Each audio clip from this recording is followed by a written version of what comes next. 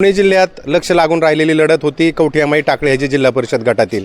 या गटामधून माजी आमदार पोपटराव गावडे यांचे चिरंजीव राजेंद्र गावडे हे भाजपाच्या चिन्हावर उभे होते, तर त्यांच्या विरोधात राष्ट्रवादी काँग्रेसकडून दामू घोडे, शिवसेनेकडून डॉक्टर सुभाष पोकळे, तर उद्धव ठाकरेंच्या शिवसेनेकडून बाळासाहेब डांगे अशी चौरंगी लढत होत होती।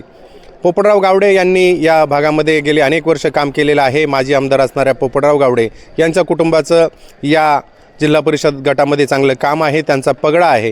तरीही राष्ट्रवादी काँग्रेसने त्यांना उमेदवारी नाकारली आणि शरद पवारांच्या राष्ट्रवादी काँग्रेसमधून उमेदवार आयात करून दामू घोडे यांना ती उमेदवारी दिली। दामू घोडे यांचं जनमत चांगलं होतं।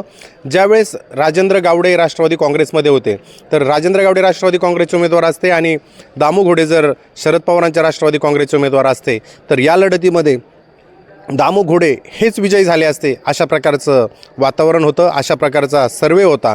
आणि त्या सर्वेचाच काहीसा आधार घेऊन राष्ट्रवादी काँग्रेसने त्यांना उमेदवारी दिली। मात्र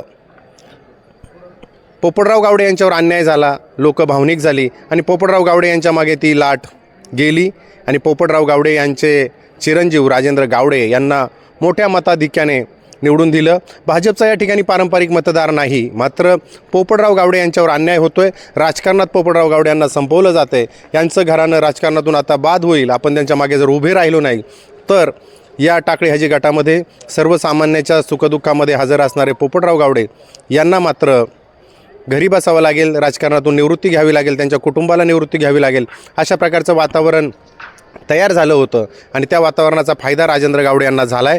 जवळजवळ 3,000च्या जास्त मताहून राजेंद्र गावडे विजयी होत आहेत।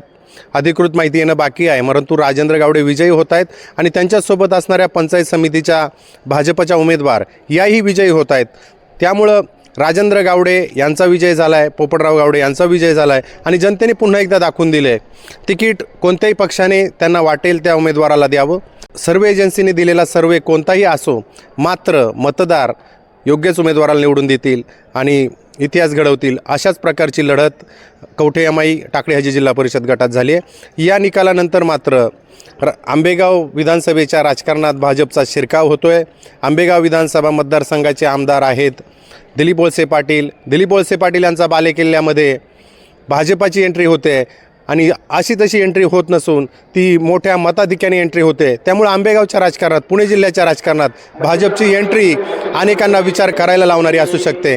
आता इथेच थांबू, अजून अपडेट तुमच्यापर्यंत घेऊन येतोय। फेसबुकला आमचे पेज लाईक करा आणि आमचा युट्यूब चॅनेल सबस्क्राईब करा। वास्तव मराठी।